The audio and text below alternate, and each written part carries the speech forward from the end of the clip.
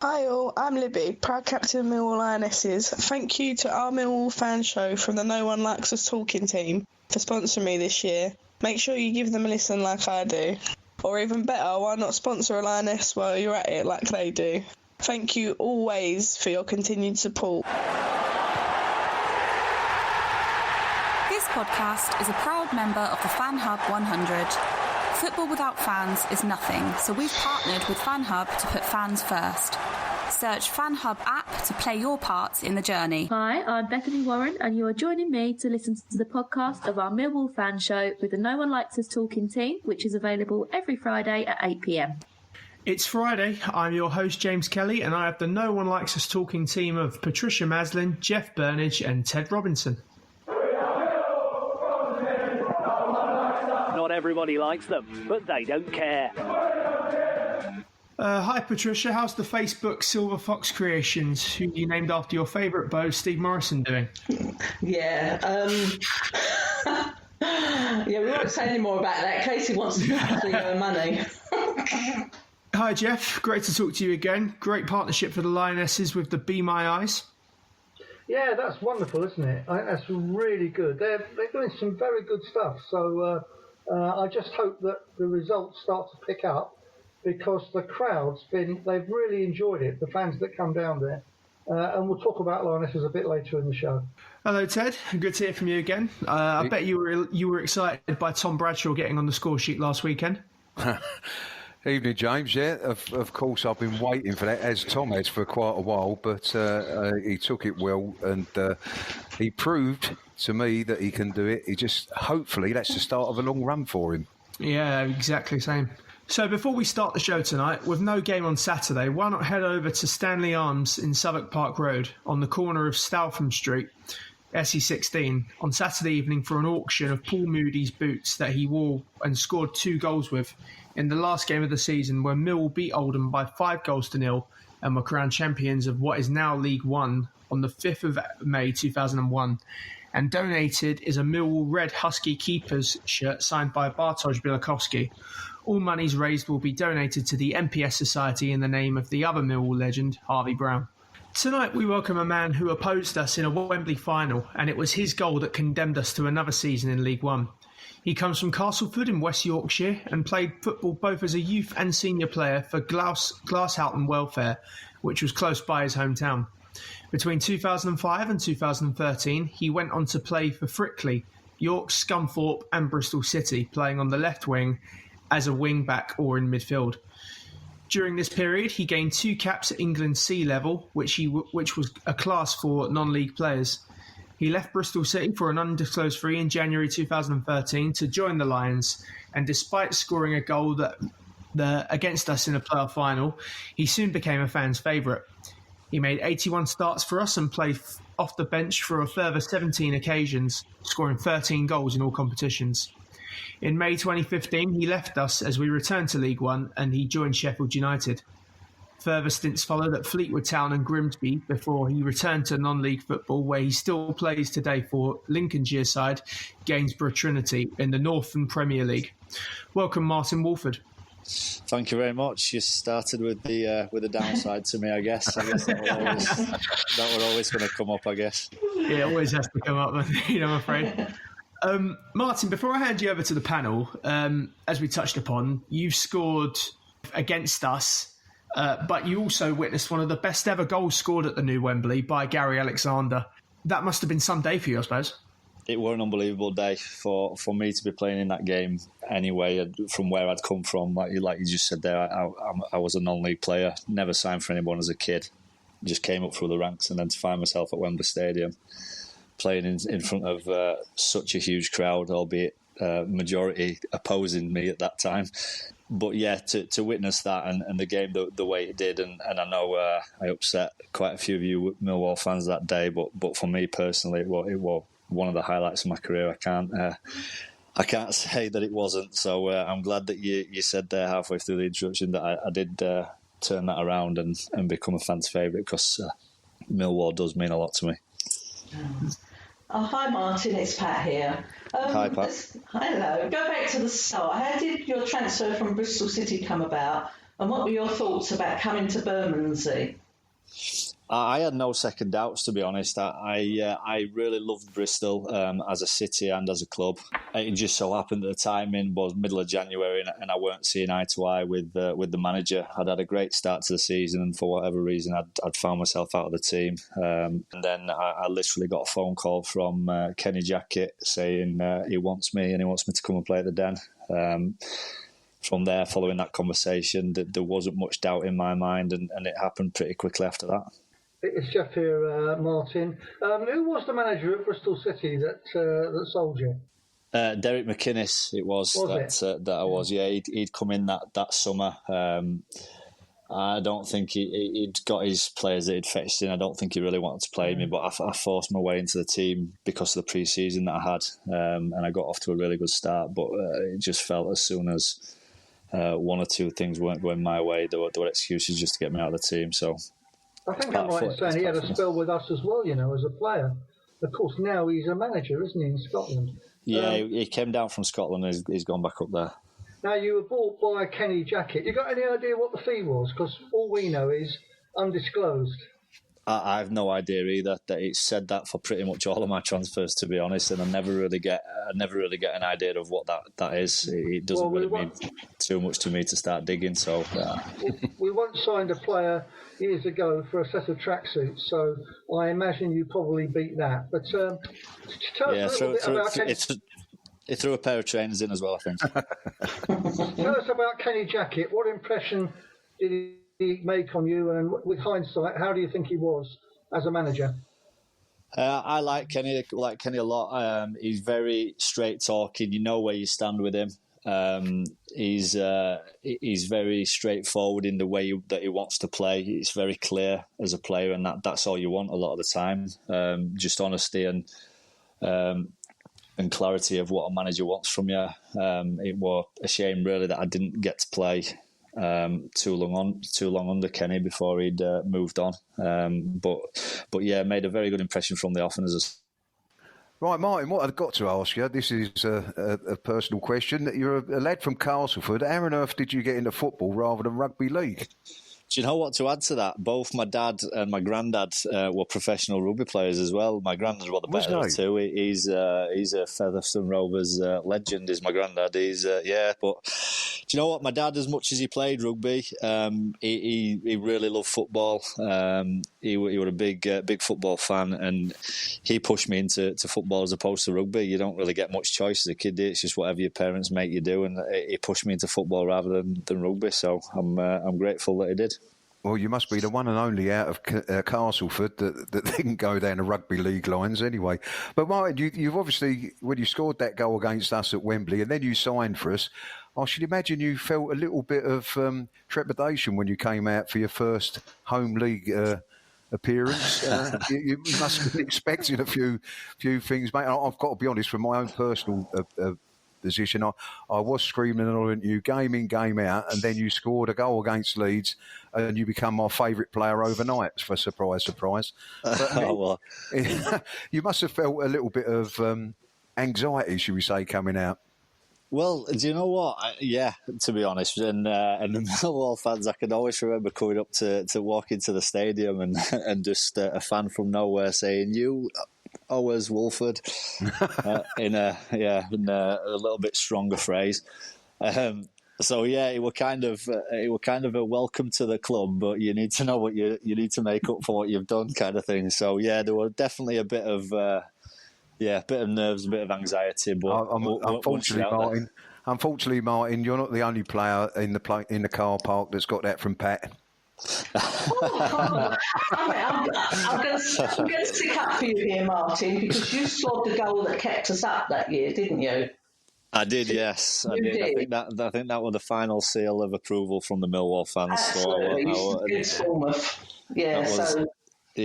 was a good one to get on a good day. If you'd have missed that chance, Martin, it'd been a whole different conversation going on now. I can tell you that much, mate. Do you know what? I must have had some making up to do, because it's very rare I score an header, and that's what that one was. So, back to present day. How has the COVID restrictions affected you and how you're playing now? Well, obviously, in the initial thing, everybody down tools. The season finished, and then kind of obviously everybody went on lockdown. So I've got businesses as well that everything just down tools. And do you know what? I really actually at that time I just enjoyed the time with my girls. I spent a lot of the time, obviously at home, just homeschooling and doing things that are very much out of my comfort zone, but I absolutely loved it. And then as the time goes by, you start to miss everything, and you just it's kind of an open-ended book with what it's going to be, especially the level that I'm at now. It's kind of even, is the season ever even going to start back up? But our season has started now, so we've been back training for quite some time, and the season started a few weeks back, and we're the highest level that crowds are allowed back in. So everything's pretty much back to normal from my point of view now. It's very weird watching football on the telly and not seeing the crowds in there, because it's a huge part of the game. But for me personally, it's all back. I mean, I'm glad I am still at a level that the crowds are allowed to come in, because without that, I just think it feels a little bit sort of. You ever played a behind closed door game as such, Martin? Because as you say, I'm like you, watching it on the telly. I find it difficult to really get into a game without any crowd atmosphere. You know, I mean, when you're at a ground and you're shouting and hollering at something, you want someone shouting and hollering back at you, don't you? Really? But, yeah, exactly. I mean, I've never played an official kind of first team behind closed door game, but I've played reserve team games that's not quite the same as the first team. You get sort of one man and his dog watching, and it's the same there. As much as you go into every game, you're wanting to do give it your all and do your best. There's always that kind of little bit of adrenaline missing that the crowd do give you. It's always them. It's always the cliche that the manager's saying. I'm glad you said that. Sorry, Martin. I'm glad you said that, because when I've been watching it, you look at certain stages in the game that you think to yourself, if the crowd was there, you wouldn't be doing that, because I've been to see reserve games as well, when there is that sort of element missing it, and it's hard to put your finger on it. But you're right. It's just that's something that misses from a game. A game becomes a bit of a lull, rather than at that point you'd be G'd up by the fans. Yeah, exactly. And I've been in reserve games as well, where things have not been going your way, and the managers sort of like point the finger as if it's sort of you're not giving it your all, and it's just not the case sometimes. Like I say, when you've got a huge crowd behind you, especially one as noisy as the Den, it does make that difference. It's a kind of adrenaline that you can't replicate when there's no crowd there. It just doesn't happen. You've not got kind of the tingles going down the back of your neck as you're walking out into a packed crowd where the crowd are in full song. It's just not the same. I'm with you. I don't care what you say. It's not for the lack of effort and not wanting to kind of give it your all. There's just something missing without a crowd. Martin, there's something I want to ask you. I've always thought that Cockneys were never very popular with northern fans. Of course, Millwall are known for their very generous spirit, and we've had a lot of Yorkshire-based players during your time, including people like Byron Webster and Mark Beavers. Byron is back down here now, playing for Bromley. What was your impressions of those players when you were at Millwall? For me, obviously, I'd kind of used to being away from Yorkshire anyway, having moved away to Bristol and then come over from there. But it definitely gave it more of a kind of Yorkshire feel in the dressing room, having those couple of lads around you, and obviously Gregory as well. He was a Yorkshire lad, and like you say, there was quite a big Yorkshire contingency down there. So it was good, but I loved it. I loved being down there. Millwall were kind of one of the, if not the highlight. I've had some highlights, obviously, in different moments, but as a spell, as a whole, Millwall was, if not the highlight of my career, the team that I'd look back on, and I would have gone back there in a heartbeat if the circumstances had been different. I actually tried after a year at Sheffield United. I'd realised I'd made a mistake there. I'd not performed my best there, to be honest, and thing, it was what it was. I would have gone back to Millwall in a heartbeat, but things had moved on then, and it just wasn't to be. Martin, you've been watching Donald Trump, because I asked a question and you absolutely did not answer it at all. Come on. There must be something about Byron Webster that you're keeping from us, and we'd love to know what it is. Oh, I don't know. I've got a lot on them, lads, all of them, but there's not much I can say on the radio, I don't think.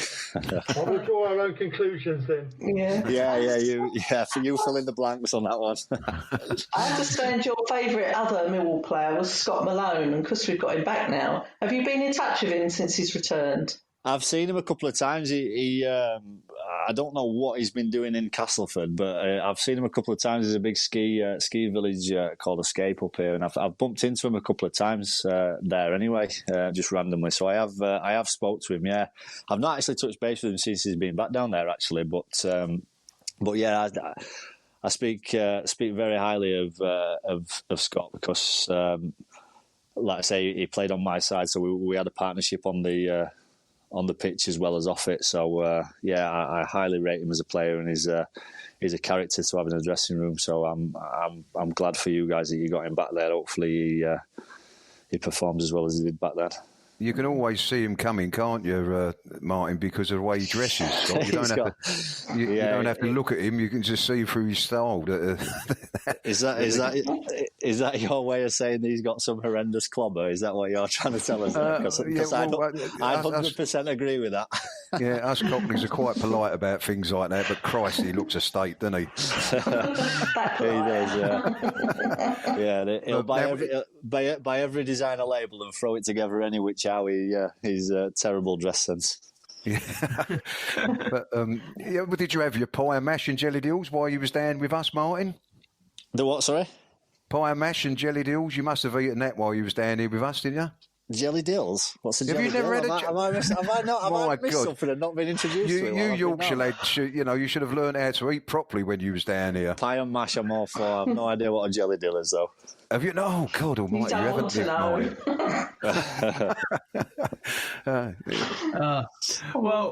Well, Mark, it's been great to speak to you.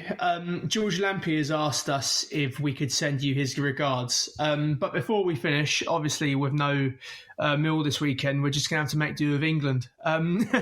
So what are your predictions for England v Belgium this weekend?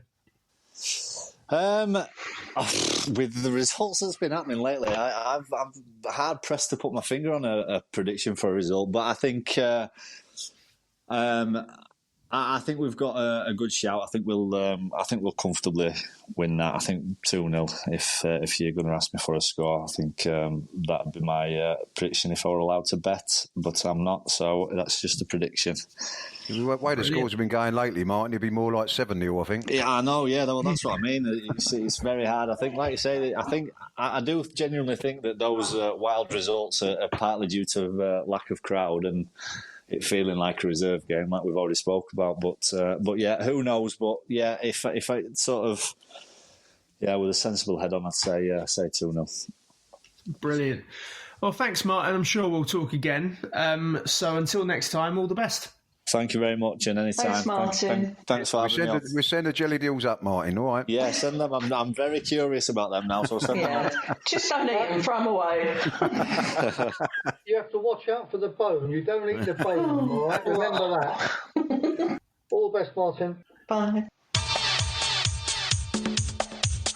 Hey, I'm Clive from Millwall Fan TV. On Millwall Fan TV, I cover pre-match predictions, post-match analysis, and a bit of full-time reaction when we can go to the games. Also, quite a few X-Lounge chats on my YouTube, actually, as we speak right now. I've got some Martin Wolford, Scott Barron, that just a couple to name a few. So do it for the love of Millwall. Absolutely love Millwall, and let's hope we can push on next year and make the playoffs. And if you could subscribe to Millwall Fan TV, that'd be absolutely amazing. And hopefully we can follow the journey together. Comedy Lines. I'm James Kelly, and I'm back with the No One Likes Us Talking team of Ted Robinson, Jeff Burnage, and Patricia Maslin. Next up, we'll hear firstly from American Millwall Lioness Alyssa Miranda, and then our very own Mr. Lioness, Jeff Burnage ahead of the Lionesses League Cup tie against Haverhill Rovers in Suffolk on Sunday. So here with Alyssa Miranda at training tonight, who's actually not taking part due to injury. She's on the road to recovery. Alyssa, how is your injury coming along? So yeah, getting better day by day. Just been working on strengthening my quads and my hamstring, just to build up the muscle around my knee so I could feel secure and get back to training. Not exactly sure how much longer I'll be out, but hopefully going through my strengthening program, I'll be able to come back soon. Obviously, last time out, Lionesses fell short in a 5-4 defeat to Hutton. We then obviously had our game postponed at the weekend, unfortunately, but now we look ahead to East Bergholt at the weekend, who got a good result against Hutton, a 2-2 draw. What's the plan of action in regard to bouncing back from last time's defeat? So from the last game, I think that gives us a lot of time to reflect and think about what we need to work on. So we actually just put our head down in training, but also been team bonding off the field as well, and that kind of helped gel the whole team together. And so we're looking forward to this weekend. Well, it was frustrating to have last week's Lionesses match called off against Wadston Park due to a possible case of COVID-19 in the opponent's camp. But it was good to hear from Alyssa just now that she is well on the way to recovery from her knee injury. She was, however, thinking that the next game was against East Bergholt, when in fact the Lionesses have been handed a League Cup fixture at fairly short notice against Haverhill Rovers away on Sunday. This is not behind closed doors, but Haverhill is somewhere near Saffron Walden, so I will be following progress from my holiday on the Lionesses Twitter feed. Everyone knows that. I saw every player on Wednesday night had turned up, all 24 in the squad. Not only did they turn up, but by their commitment, they've all put themselves forward for selection for this match on Sunday. Neither Alyssa nor captain Libby Stubbs will be back in time, but Abby Dell has recovered from her facial injury so controversially sustained against Hutton 2 weeks ago and is likely to start. Fellow striker Molly Hawkins has also recovered and back in training and may possibly come into manager Katie Whitmore's thinking as early as this week. Well, after 2 defeats on the spin, one against high league opposition in the Cup, can we expect anything better this weekend? Patricia, what do you think? It's nice to hear that Abby Dell's back in training. She's been outstanding this season, so I've heard. It's also been a very average season so far. Lost one, and also that big cup defeat. Can only wish him the best of luck come Saturday. Let's get the season back on track. Exactly. Ted, what do you make of the season so far? Well, look, James, they're a young outfit, as we all know from when we were standing there watching them. I can see there's bags of potential. Jeff confirmed this, I'm pretty sure. There's bags of potential there, but it'll take them a while to get together, to get used to the football that they're playing. It's not easy, but they're a young team. They could maybe do with 1 or 2 older heads in there, if I'm honest, but I mean, you've got to look at them and look at their enthusiasm and their positivity and how they want to perform and where they've got the aim to go to. And in Katie, they've got a manager that exudes that sort of feeling into them. So I'm sure it'll turn for them this season. It's just when. And I think once they do that, the consistency will come. And I believe they go from to be better and better as the season goes on. Let's hope so. Jeff? Well, it's nice to hear those comments from Pat and from Ted. I think they'll start this weekend with a win. Very good stuff. Very good stuff. Yeah, I mean, I'm hoping that we can, push on. It's early days, and just hope that we can get that win and push through to hopefully having a decent season. Patience, James, I think, is the key. A bit of patience. Exactly, patience. That's all you can hope for. Next up, we have a report from the other side, Millwall FC Romans, who certainly are looking on the bright side of results. Here is Tom Baker, not the Doctor Who actor, but one of their players. Okay, so I'm here with our centre-back, Nick Duffy, after our 7-0 win today. Nick, can you tell us how the game went? Yes, so the game, it was a really hard game. It's definitely been the hardest test so far this season. Completely different from the pre-season game where we beat them 5-0.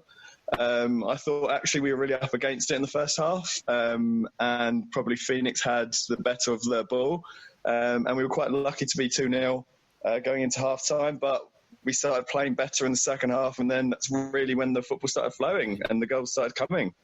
So we had about 4 weeks off. Do you think that affected how we played? Did it take time to get back into the flow of the game and how we play?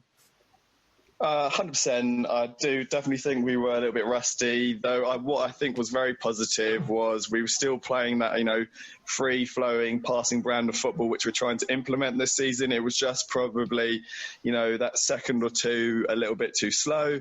And then in the second half, we kind of got more confident, got the third goal, and then really just kicked on from then. And we were playing some really nice football towards the end of the second half. Yeah, we obviously scoring 7 is a great achievement, and both of us got a goal this weekend. Talk us through your goal. What happened? I think it was from either a corner or a free kick which got cleared, and then I've got to say this goal was definitely made by Rob Barr doing an overhead bicycle kick on the edge of the box, and I was showing what all good strikers should be doing, and following the ball up and getting the tap in from the goalkeeper's spill. Yeah, that was it. That was a very entertaining and a good goal. How do you find playing at St Paul's?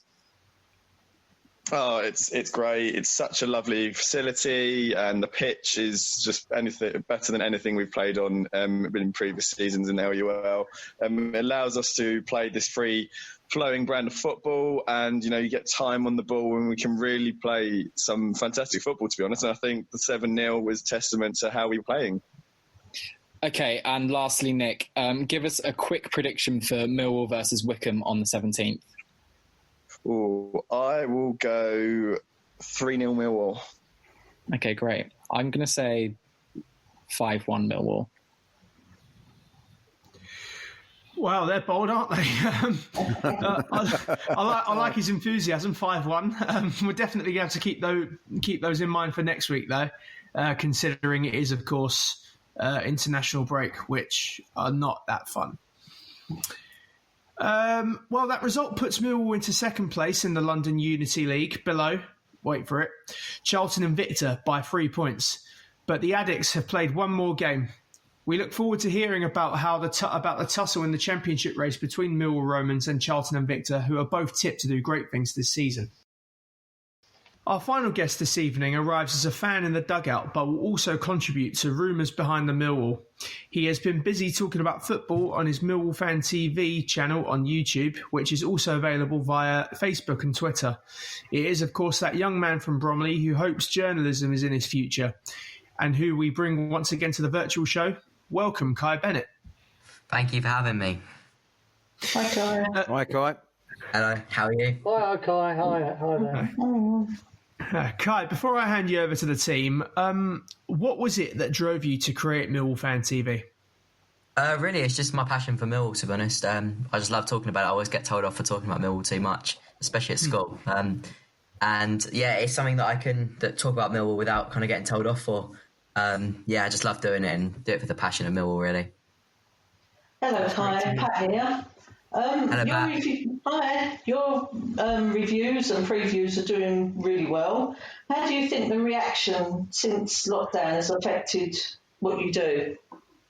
I think actually it's probably made people a bit more engaged, if anything, because obviously they can't go to the game, so therefore they take other people's takes on the game. And I think with iFollow, obviously not everyone can afford iFollow, and you know, if you're not a season ticket holder, you have to pay for it. So yeah, I think it's probably helped me in a way. But I think also the X-Lines chats have also gone down well, and I probably wouldn't have done that without lockdown. So in a way, that's probably quite handy as well. Yeah, I suppose with all the restrictions people have got, they need to get their news from wherever, and you're helping that. Yeah, I just do. Yeah, that's what I was just thinking, and yeah, I think that probably does help. Yeah. So, Kai, this is Jeff. I just wonder, what have you made of our results since the start of the season? Any thoughts? I thought our first 3 games, Stoke, Rotherham and Brentford, I thought they were three decent results. Obviously, a really good win away at Rotherham, which is always a really tough ground for Millwall. But Stoke was a obviously, first game of the season, it's always going to be tough like that. So I was happy with the point. And then against Brentford, I thought we dominated the game and probably deserved all 3. But I would have taken a point again beforehand. And the only thing that kind of puts a dampener on all them results is the Swansea defeat, which was, I think, a little bit unfortunate. But then again, I don't think we played as we could have done. And if we had have done, maybe we would have got all 3 points that day. Yeah, I think I agree with that there, Kai. I thought we were just, shall we say, unfortunate with the way that the decisions went, and sometimes that happens. But where I would disagree with you on Brentford, Brentford had 1 shot on target in the game, and that was a penalty. I definitely think we deserved to win that game, and I was not happy with 1 point. Yeah, I can see definitely where you're coming from. I think it was probably more from the start of the game. I thought, from before the game, a point against a good Brentford side is always going to be a good result. And on reflection from the game, obviously, as you said, come away disappointed with just 1 point, which just shows how far we've come, that we can come away from a game like that and be disappointed to only get 1 point against a really good side like Brentford. Evening, guys. Ted here. Hello, Ted. How are you? Hello, mate. All right. Let me just say before I ask you a question, Kai, those people that say you talk too much about Millwall, what I'd say is just give them a right, proper Millwall answer. And if you're not sure what that is, I'll tell you off air after. But what I would say is I thought we was unfairly treated at Swansea. I know what you just said there about it being the only blot on the copybook as such for so far this season, but some of the decisions that referee was making had to be seen to be believed, especially the penalty, which I believe would have probably given us a point out of the game at the end on Sean Hutchinson. Would you agree?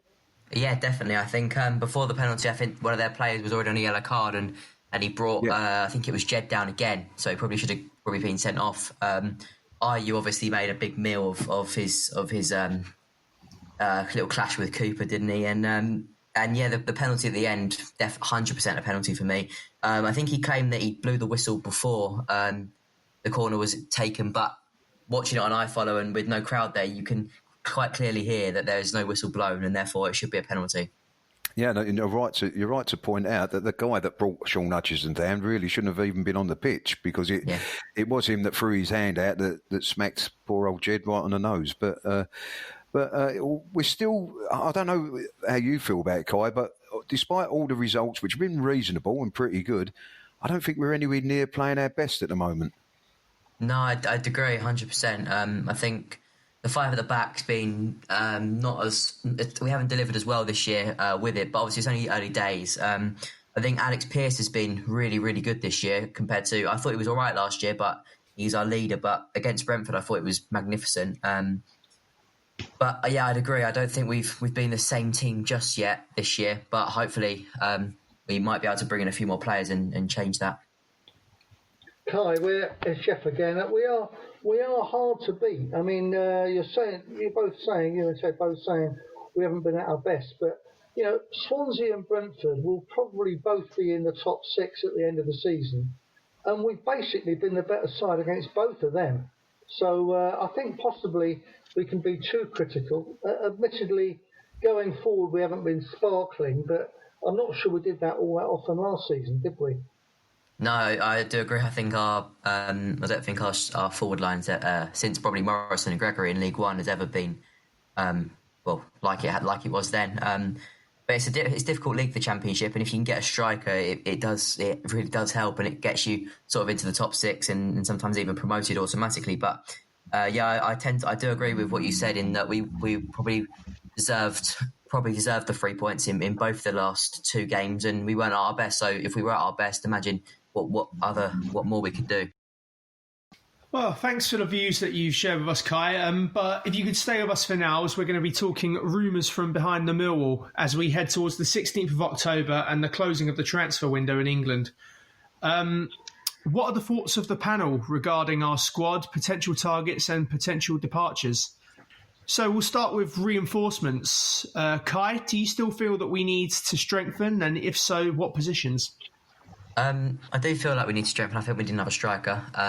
Definitely. I think Troy Parrott's got injured, and I feel we're one short there, and without sort of Bodvarsson never found the net for Millwall he's not found it consistently enough ever. So I think we definitely need another striker anyway. Bradshaw hopefully will come back and after the international break, maybe with a bit more confidence. But I definitely think we need another striker, and I'd like to see Malumbi come back as well. I know that's gone on for far too long now, but I'd really like to see him come back too. Yeah, and I would agree with you on the striker front. Given obviously Parrott's injured until November, but I reckon if it's a striker, maybe we'd stick till a loan signing, maybe until January. I think would be maybe the best option given the current climate. And yeah, in terms of Malumbi, I'd absolutely love to see him back. I mean, he's not getting a lot of game time at Brighton at the moment. He only seems to be playing in the cup, and he doesn't seem to be getting in the Premier League matches. So it would be interesting to see if he does come back, and hopefully we can push on with him. I'm not really expecting him to come back. I'll be pleased if he does. But on the striker front, I'm still haunted by that season 2 seasons ago when we were fighting relegation, certainly from January onwards. And that season we started with Morrison on the wane, Lee Gregory on the wane, Tom Elliott, probably not championship standard, a new signing, Tom Bradshaw, right? And he got injured. So from then on, we were having to make do with 3 strikers who were not in goal-scoring form. Morrow got 2 all season, I think, something silly like that. So that you can never have too many strikers if you are serious about trying to get promoted. But I would say this, that this season, I think Tom Bradshaw scored 1 from every 2 chances he's been given. I don't think we're creating enough chances for our strikers, and I think it'd be unfair for people to single out Bradshaw and Bodvarsson and even Matt Smith, who we haven't mentioned. So another striker, I think, yes, but we've got to make sure the service to them is better, I think. You may think that's unfair, Jeff, but when you're not doing your job, no matter what, the forwards aren't scoring enough. They're not good enough for promotion. You've got to be serious about this. Even if they were getting the service, would they be good enough for a promotion team? And I don't think any of them are. I think we need a decent forward, and that's all we need is a really decent striker. We've got the basis of a good team, and really, and Rowett knew this during the closed season. He should have gone out and out for a decent striker, and only because we couldn't afford anyone decent. Well, he did, and he got Troy Parrott. And he added that to Matt Smith, who got 15 goals last season, Tom Bradshaw, and the Icelandic fella, Bodvarsson. I mean, that, it's not bad. It's 4 strikers, but I agree with you. I don't think we're convinced they're goal scorers, but I don't think we can know. We're not creating enough chances, and that's been the case for a while, I think. So I say if this Liverpool lad is really available, and Gary Rowett says he's got a good relationship with Liverpool. But he's not scoring either. No. He's got very poor form on scoring. Yeah, well... Well, I think in this division, though, as we've all said and we all will agree, as Jeff said earlier, we're a difficult side to beat. And if you look at the scores in every sort of game, it's only 1 goal in it. And more often than not, you need something either a little bit special or somebody makes a mistake. Now, to find a striker that's going to give you that something special, I'm sure, listening to everyone that was chasing after Troy Parrott, and we managed to get him, genuinely down at Millwall, they believed that they got the next best thing coming along. And unfortunately, the guy hasn't had a chance to show us that yet. So I think we have to hold fire. I mean, I'm not against doing another bit of business in the window, because if Troy is out till November, and like Jeff said, you can never have too many strikers. That's for sure. But the difference is when you have that opportunity, the one opportunity, we want the striker that basically scores every opportunity he gets. That's what we're asking for, and that's nigh impossible to get. But if we had that, we'd be a promotion side, definitely. I still think it's creating the chances for the ones we've got. I mean, if we sign another one, that's 5 strikers. I didn't mention Mason Bennett as well. So, I mean, he basically came to us as a striker. he plays in the same position as what Liverpool play on the left of the front three. So we're well off, and I just wonder whether we create enough chances, whoever we have up front. I mean, we did for Matt Smith, but they were a certain kind of chance, and we may have to revert to putting him in the starting lineup for whatever limitations people think he might have. Staying on the subject of names, who this week have we heard about our targets, or if not, who do we think should we be looking into getting? Patricia, any names spring to mind for you? Well, he's still looking at that Liam Miller from Liverpool, who I don't think will be much good for us. Shane Malumbi, a lot of people still want him back. I don't think we're actually going to see Parrott in the first team till about January, because when he does finally get fit, he's going to have to play with the under-23s for a while. Other than that, there doesn't seem a lot out there. We've got 2 weeks to find someone? I'm not confident. Kai, what are your sources telling us?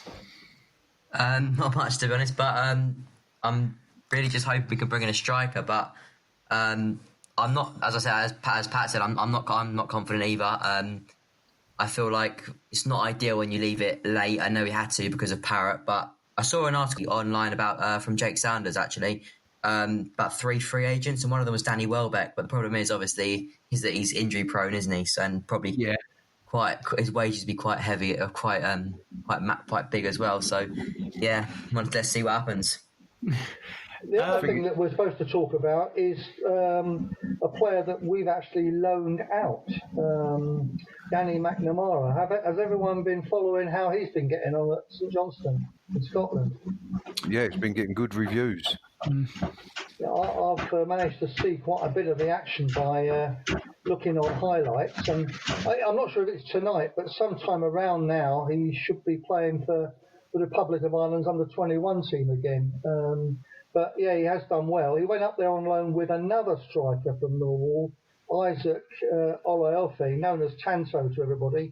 And I saw earlier in the week that he'd come back to Millwall. So I guess he might be going out on loan again, probably to the National League. He was it Sutton he was at last season? I think he was. And so that's one to watch out for. See how Danny Mcnamara gets on. But we're not short of right backs, are we? No.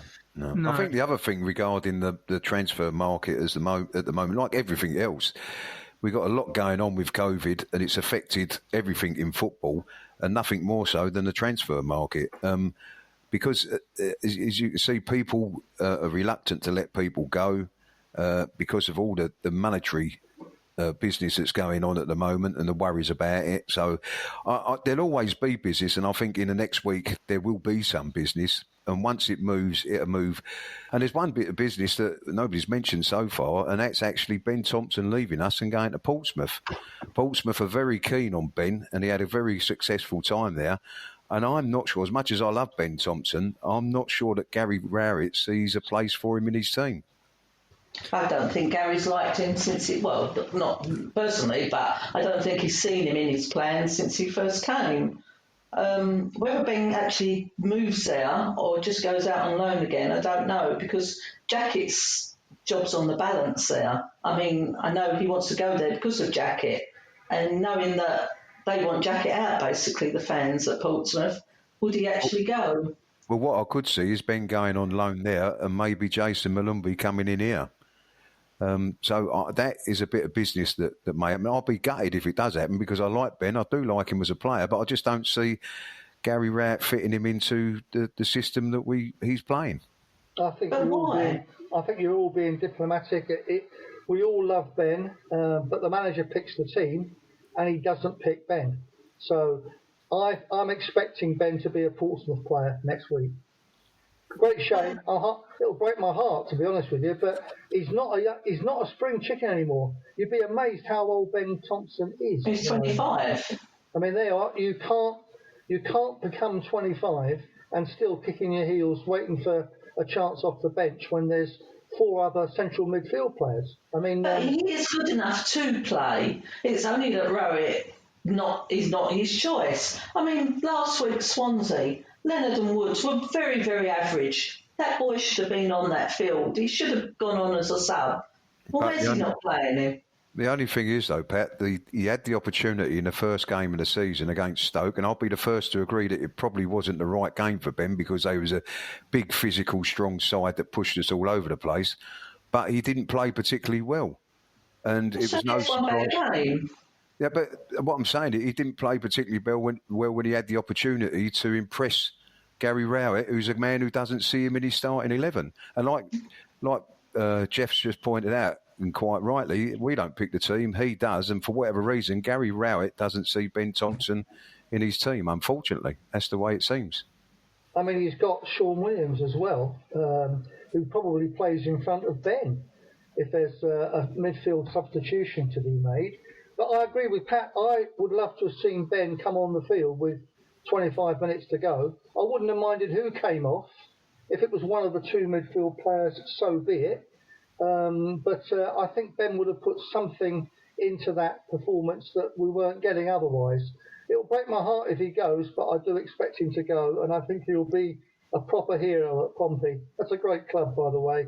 Reminds me of our own club, and they adored him down there when he was there 2 years ago.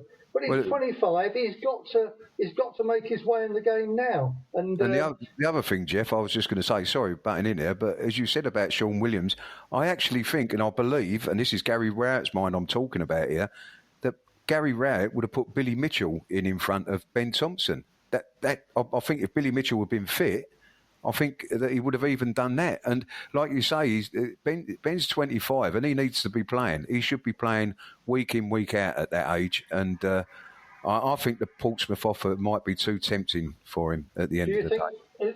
Do you think he'll be a Portsmouth player next week, Ted? Yeah, I do. And do you I think he'll be alone. No, I think he'll be alone. I think he'll go, yes. But I don't think Portsmouth would be paying any money out, not big money. I think that'd be maybe more down to the circumstances, Pat, than... Yeah. But I agree with you. I think it will be a loan, but I don't think he's going to be with us come next week. Thanks for joining us tonight, Kai. But before we go, obviously, there's no Millwall this week, so we're going to have to stick with the three lines. Can you give us a prediction for the England-Belgium game on Sunday? It's going to be a tough game. They've got a good side, Belgium. But I'm going to tip England for a 2-1 win.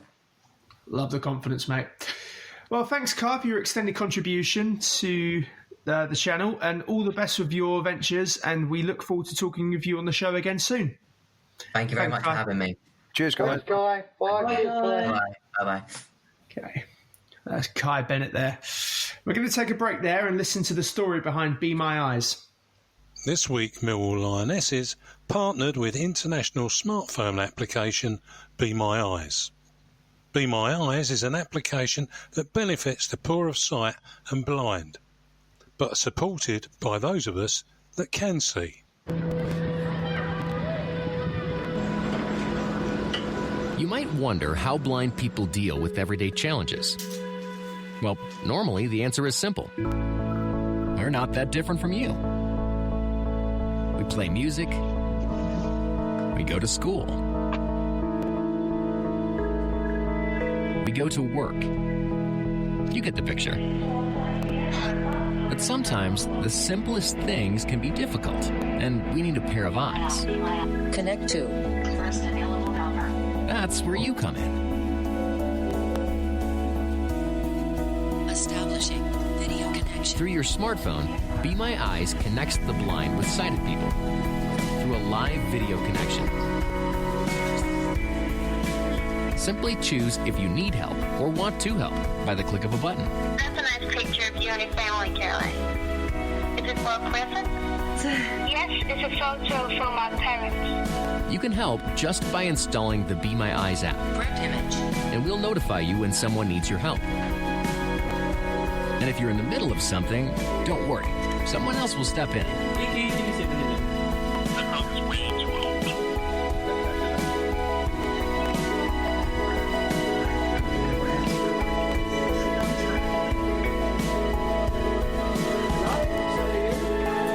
So, would you care to be my eyes? Be My Eyes is displayed on the Lionesses shorts this season. Download the app to your smartphone now and help those that need your eyes. I'm James Kelly, and I'm back with the No One Likes Us Talking team of Jeff Burnage, Ted Robinson and Patricia Maslin. Last Saturday we faced Swansea City at the Liberty Stadium, and some might say we were subject to great liberties being taken against us as we lost our first league game of the season to the Swans 2-1. What do you guys reckon about the result? Jeff, what do you think? Well, it's irritating, isn't it, to listen to the opposition manager claim that they deserve to win the game when quite obviously they did not. Although both sides are always biased, particularly immediately after a game, and particularly if you're the manager whose job is on the line. But yeah, I say we were very unfortunate. I don't want to make any accusing remarks about the referee, but we were very unfortunate with the decisions there. It should have been a red card. It should have been a penalty. But let's face it, we conceded 2 rotten goals. That wasn't the work of the referee. That was the result and the work of our team. So, but 1 point would have been lovely. And I thought we'd get that penalty, get that point, and be going home happy. Yeah, I suppose the manager has to stick with his players, doesn't he? Patricia, what do you think? Oh, in one word, it was frustrating. The first 45 minutes, I'll never get that time back in my life. I wouldn't want to watch that again. Second half, I think we picked up. We were the better side. Bradshaw finally gets off the mark after 273 days. I'm pleased for him. I mean, you know, I'm a critic of him, but let's hope it to corner turn in there and he gets a few more. I think the point where Ayew went down sort of really killed the game. I think we was on top there. We were playing well. That shouldn't have been allowed. That was such good play acting. The referee allowed him to lay there for 5 minutes. I will say, last season, Rowett impressed me with his substitutions, and really, it's getting same old, same old. Smith and Mahoney, I mean, coming on sort of half hour towards the end. It's the same every game. I mean, he was so good last season when he used to change him up in the first half if it wasn't working. And I was a bit disappointed with the whole thing, really, Saturday. But we were the better side, I think. Mm-hmm. Early days still. Ted?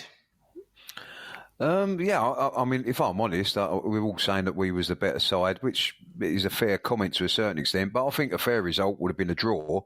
You know, you can't defend the way that we did there. We've been talking about how solid we are and how strong we are at the back, yet when you think about it, the 2 goals that we conceded there were fairly amateurish, really, to be quite honest. I mean, what Marlon was doing, I do not know. I'm not sure how that guy guided the ball off the outside of his boot like that, but at the end of the day, you just got to be a bit stronger there and make sure the guy doesn't get anything around you.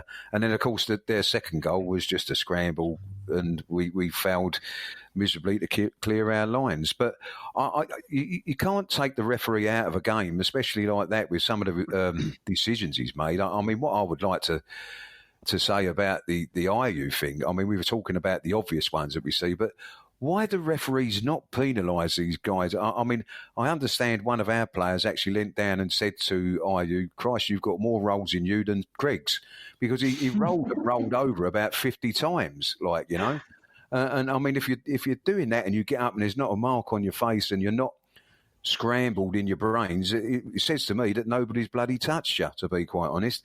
And it was pretty poor all round. And unfortunately, when you get referees like that, it does ruin it for you. I'm pretty sure Swansea fans would probably say 1 or 2 things that they thought was wrong by the referee as well.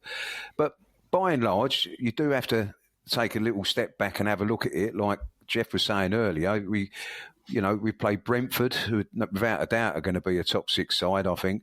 Swansea, if they're not in the top 6, they're going to be in the top 8, I think. You know, they've got some good players.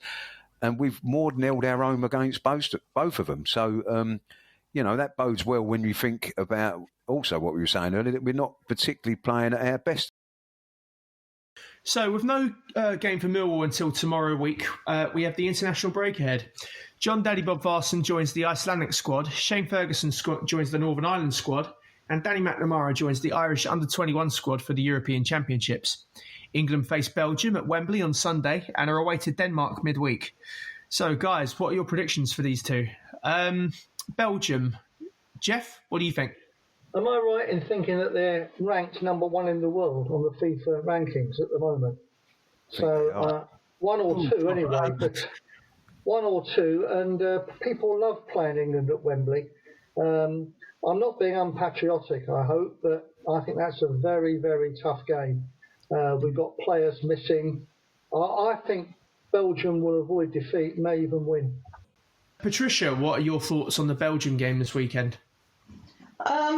I think there's been a lot outside the actual footballs overshadowing the games this weekend with 5 of the players contravening the coronavirus rules. For that reason, I think we'll be lucky to get a draw. I've been going 2-2. Ted?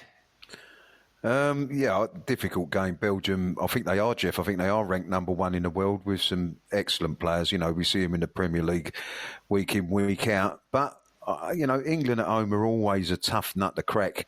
And I just got a sneaky feeling that we might just take this one 2-1. That would be lovely. Okay, so let's move on to Denmark. Ted, what do you think about this? Well, as I said, England are a tough nut to crack. The Danes are quite a tough nut to crack in their own place. But I'm quietly confident about this England side. I think there's something different about them. They're moving in the right direction. And when it comes to these competitive games, we seem to be raising ourselves again. I think we might just nick this 1-0. 1-0, lovely stuff. Jeff, what do you think? I sound very pessimistic, don't I? But Belgium and Denmark are 2 very good sides, particularly Belgium. I worry about England at the moment. There's so much a work in progress. I mean, one way of avoiding defeat but in that game against Denmark is to have confidence in your goalkeeper and your centre-backs. Does anybody have great confidence in our current goalkeeper and centre-backs? Because I'm not sure. I think it could be a very difficult few days for Gareth Southgate, personally. I hope I'm wrong. I'll be watching, hopefully, and jumping out my seat if we manage to score and get ahead and then win the games. But I'm not forecasting a win in either game for England, I'm afraid. Patricia, what are your thoughts on the Denmark game? Much the same. I think it would be lucky to get a draw. But I do wish all the Millwall players out on international duty this week the best of luck. So we'll take a break from there and listen to the charitable tones of Patricia Maslin.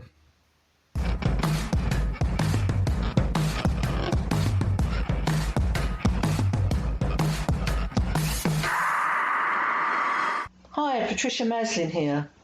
The Millwall Community Trust needs volunteer help.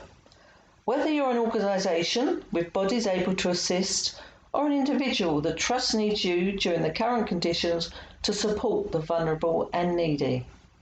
If you can help make a difference or need help, please contact Sean Daly, the Trust's Chief Executive Officer, by phone on 07 958 02 7060.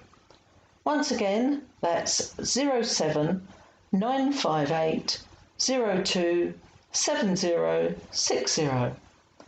Or contact by email sdaly, I'll spell that, SDALY, at millwallcommunity, all one word, .org.uk.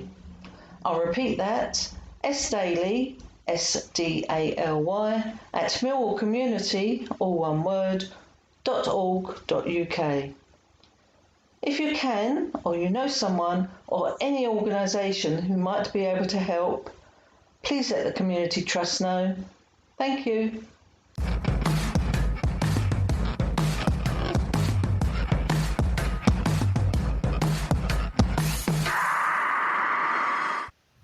I'm James Kelly, and I'm back with the No One Likes Us Talking team of Ted Robinson, Jeff Burnage and Patricia Maslin. With no game on Saturday, why not head over to Stanley Arms in Southwark Park Road on the corner of Staltham Street, SE16, on Saturday evening for an auction of Paul Moody's boots that he wore and scored 2 goals with in the last game of the season when Millwall beat Oldham by 5-0 and were crowned champions of what is now League One on the 5th of May 2001. And donated is a Millwall Red Husky Keepers shirt signed by Bartosz Białkowski. All monies raised will be donated to the MPS Society in the name of the other Millwall legend, Harvey Brown. People continue to lose their lives due to this dreadful virus or as a consequence of suffering with it as deaths and infections rise increasingly and more people remain hospitalised too. Our thoughts goes out to their families, friends and those who take care of them. Following a number of inquiries from fans and listeners, we sent some views that we received to the club and asked what might be done for people wishing to donate beyond the recent loyalty scheme arrangements. A club spokesman responded, we appreciate you sending this over. We've been contacted a few times now from people willing and wishing to give the club more money than is possible through the loyalty scheme. That, frankly, is incredible.